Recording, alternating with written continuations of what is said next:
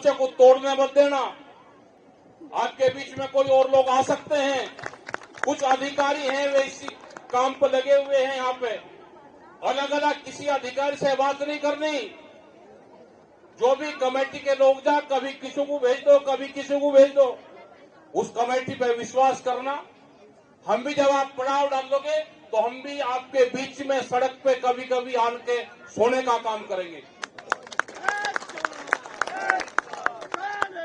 जिंदाबाद। सबसे पहले किसान देश में जो सबसे पहले कोऑर्डिनेशन कमेटी बनी थी वो पिछले 30 साल से बनी हुई है, Indian coordination committee of farmers movement. उसके 5 मेंबर थे। एक पंजाब से थे लाखोवाल जी, यहां से टिकैत साहब थे, हमारे कर्नाटक से प्रोफेसर नरेंद्र स्वामी, महाराष्ट्र थे युद्धवीर सिंह थे। तो 5 लोग उसके कमेटी के मेंबर थे। आज भी वो कमेटी ऐसी की ऐसी चली हुई है। टिकैत साहब चले गए तो उनकी जगह दूसरे आ गए। उसके बाद में किसान संयुक्त मोर्चा बना, क्योंकि उस टाइम तक बहुत देश में किसान संगठन बन चुके थे। जो आनंद मोल्ला जी कह के गए कि 500 किसान संगठन का एक पूरा समूह हुआ जिसने दिल्ली में 13 महीने का आंदोलन चलाया, जिसमें हमारे 750 किसान हमारे शहीद हुए। उसमें सभी किसान संगठनों का योगदान रहा। उसमें ये बगैर किसानों के ये आंदोलन नहीं चल सकते। लेकिन आज देख रहे हैं कि दिन छिप गया, लेट हो गए और उसके बाद में भी सब लोग यहाँ पर बैठे हुए हैं। तो ये आपका आंदोलन चलेगा। सरकार आपके आंदोलन पर निगाह रखे हुए हैं, अधिकारी निगाह रखे हुए हैं। अधिकारी आपसे अलग अलग बात करेंगे, अलग अलग बात नहीं करनी। हमसे भी जब भारत सरकार कहती है कि आप अकेले हमसे बात कर लो, हमने कहा कि किसान संयुक्त मोर्चे के हमारे 5 और 11 आदमी हैं, उनसे बातचीत कर लेंगे। हमने भी अकेले में भारत सरकार से किसी भी उससे बात ही नहीं करी, क्योंकि हमारी भी आखिरी बार बात 22 जनवरी 2021 को हुई थी। उसके बाद में कोई हमारी भी बातचीत नहीं हुई। आप अपनी कमेटी पर विश्वास रखना, तो इस किसान की जीत होगी। यहाँ पे जो संयुक्त मोर्चे के नारे हैं, आप उन्हीं नारों पर ज्यादा ध्यान लगाना। संयुक्त मोर्चे का नारा लगाना, किसान संगठन का नारा लगाना, किसी पर्टिकुलर अपने लोगों के नारे मत लगाना। यहाँ हमने भी देखे कि हमारे नारे यहाँ पे लगाए, हमारे नारे भी मत लगाओ भाई। हम संयुक्त मोर्चा का हिस्सा है तो संयुक्त मोर्चे के लगेंगे, तो इस किसान का लगेगा। इस किसान ने आप लोग पर विश्वास करा है।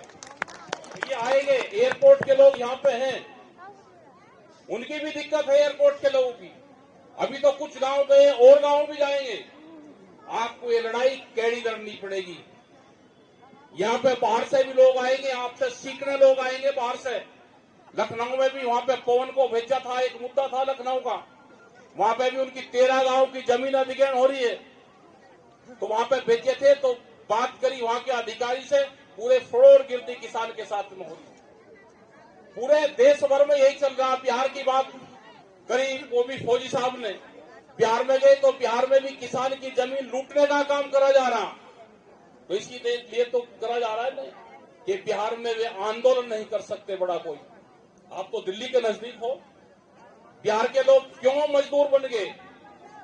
अगर बिहार के लोग अब मजदूर बने तो आने वाले 20 साल में आप लोग भी मजदूर बनोगे, क्योंकि बिहार पहला स्टेट बना जिसमें लेबर तैयार हुई।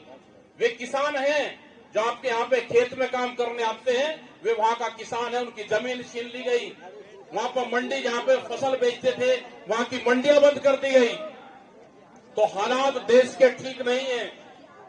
जो ये नारा देते हैं ना कि बटोगे तो कटोगे, तो हमारा भी नारा यही है, बटोगे तो लूटोगे। ये नारे इस तरह के देंगे कि जिससे जनता भ्रमित हो। आप उनके साथ में जुड़े रहो। हमने नहीं कहा कि किसी को वोट कहां देना, आप दे लो जहां देनी, लेकिन आप किसान संगठनों को मजबूत रखो। इनका कुछ नहीं पता, इनको किसी से कोई मोह लगाव नहीं है, अपनी भी पार्टी से लगाव नहीं है। इन्हें छत्तीसगढ़ के मुख्यमंत्री आदिवासी बनवाया और आदिवासी मुख्यमंत्री बनने के बाद ही हसदेव के जो जंगल है जहां पे आदिवासी रहते हैं, करीब कई लाख पेड़ उसी जंगल के काटे जा रहे, जो 55 साल का पहला जंगल था, जिससे पर्यावरण को बहुत नुकसान होगा। आदिवासी मुख्यमंत्री पूरे जंगल वहां के काटते जा रहे हैं। 500 मशीनें हैं वहां पे जो जंगल काटने का काम कर रही है। जो इलेक्ट्रिक मशीन है, जो 500 मशीन कितना जंगल काटती होगी, पूरे के पूरे जंगल के जंगल काटती है। कमजोरी हमारे विपक्ष के नेताओं में भी है, उन्होंने आंदोलन छोड़ दिए। कोई जेल नहीं जा रहा, कोई लाठी नहीं खा रहा। ये देश आंदोलन से बचेगा, ये देश पॉलिटिकल सिस्टम से बचेगा ही नहीं। अगर देश में आंदोलन खत्म हुए तो ये देश खत्म होगा। हमको फिर उसी तरह से, जिस तरह से किसान संयुक्त मोर्चे का दिल्ली में आंदोलन चला, उसी तरह से देश में फिर आवाज उठ रही है, फिर बड़ी लड़ाई लड़ी जाएगी। सब पूरा देश निगाह ताक रहा है फिर किसान संयुक्त मोर्चे पे। सरकारें अभी किसान संयुक्त मोर्चे को तोड़ने का काम कर रही। कुछ जातियां भी आइडेंटिफाई की है इन्होंने, उन जातियों पे भी टारगेट है इनका कि ये जातियां किसान संगठन से हटे तो हम इसको देश को फिर करें। उन जातियों का नाम नहीं लेना चाहिए, लेकिन वो भी इनका काम चला हुआ है पूरा भारत सरकार का। लेकिन आप सब लोग इकट्ठे रहो, ये देश बचेगा तो ये देश आंदोलन से बचेगा। आपके यहाँ पे आंदोलन देख के, जब देश में यहाँ पे आंदोलन हुआ तो 24 देशों में ट्रैक्टर आंदोलन हुए। आज भी इंग्लैंड की एक पिक्चर आ रही थी तो पुष्प वर्षा करी जा रही थी उसके ऊपर, जो ट्रैक्टर चल रहे थे शहर में, कोई इंग्लैंड में कोई से शहर की वो पिक्चर है, तो उस पर लोग, शहर के लोग फूलों से वर्षा कर रहे थे। यहां पे भी जब 26 जनवरी को ट्रैक्टर निकले, करीब 4 लाख से ज्यादा ट्रैक्टर दिल्ली में आए, तो वहां की जनता उन पर पुष्प वर्षा कर रही थी। लेकिन उसी आंदोलन को बदनाम करने की एक साजिश रची। इन चक्कर में नहीं आना इनके किसी के। अपने ट्रैक्टर भी तैयार है हमारे, फिर वही तैयार है ट्रैक्टर। हमको भी बहुत बदनाम करेंगे, लेकिन हमको कोई गम नहीं है। किसान संगठन को बदनाम करेंगे, कोई गम नहीं है। देश के मुसलमान को बदनाम करेंगे, कोई दिक्कत नहीं है। सेकंड मुसलमान जो सरदार बनाया जा रहा है उसको बदनाम करेंगे, कोई दिक्कत नहीं है। अपने गांव बचाना है तो आंदोलन करने पड़ेंगे। अपने गांव के मंदिर बचाने हैं तो आंदोलन करना पड़ेगा, उसकी कमेटियां बनानी पड़ेगी, नहीं तो उन पर कब्जे होने वाले हैं। कुछ सरकारी लोग हैं जो उस पर कब्जे करेंगे, सरकारी पार्टियां हैं, उनके ट्रस्ट बनवाएंगे, उस पर कब्जे करेंगे।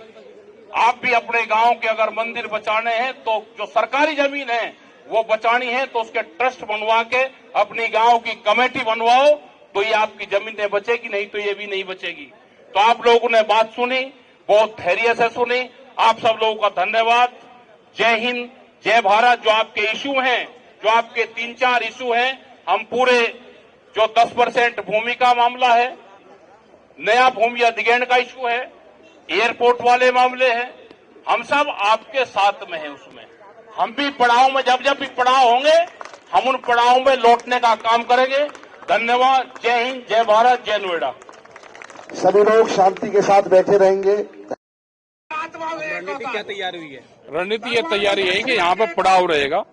अगर सरकार अधिकारी बात नहीं मानते तो यहाँ पे ये 3 दिन का पड़ाव रहेगा। उससे अगला पड़ाव यमुना वाले पे उस पर रहेगा और फिर ये दिल्ली की तरफ को चलेंगे। आगे क्या होगा?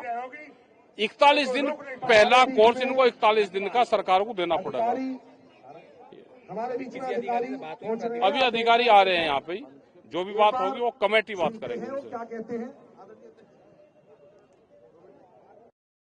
जी, अभी आपकी कहाँ तक वार्तालाप पहुंची और क्या रणनीति तैयार है? वार्ता के लिए तो अभी आए हैं, रणनीति बिल्कुल पक्की है।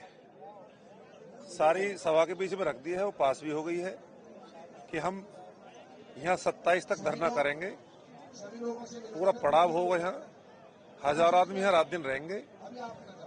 उसके बाद में 28 तारीख को हम यमुना प्राधिकरण जाएंगे। 1 तारीख तक वहां रखेंगे पड़ाव हम। अगर फिर भी बहरी गूंगी इस सरकार के कानों में आवाज नहीं पहुंचती है तो हम 2 दिसंबर को दिल्ली कूच करेंगे, ये हमारा निश्चित हो चुका है। कि अभी किसी प्राधिकरण के अधिकारी से कोई जवाब? अभी कोई वार्ता नहीं हुई है। अभी सुन रहे हैं आने के लिए, कुछ आएंगे तो हम बैठे हुए हैं यहाँ, वार्ता करेंगे, वार्ता से नहीं भागेंगे। हमारा काम है जो, हमें क्या लेना देना। हमारा 10% दे दो, हमारा जो है नया कानून लागू कर दो, हमारे जो मुद्दे गए हुए शासन में आबादी से संबंधित, प्लॉट से संबंधित, जो कमेटी ने मोहर लगा दिया आप उसको पास करके यहाँ भेज दो, खत्म कहानी। हमें क्या किसी राजनीतिक पार्टी का समर्थन है? सारे के सारे बैठे हुए, सब सपा भी है, कांग्रेस भी है, सभी आ रहे हैं, अनेकों संगठन आए हैं और वो मंच के नीचे बैठे हैं। हमने राजनीतिक किसी पार्टी को भी हमने अपना मंच और माइक देने की मनाही की।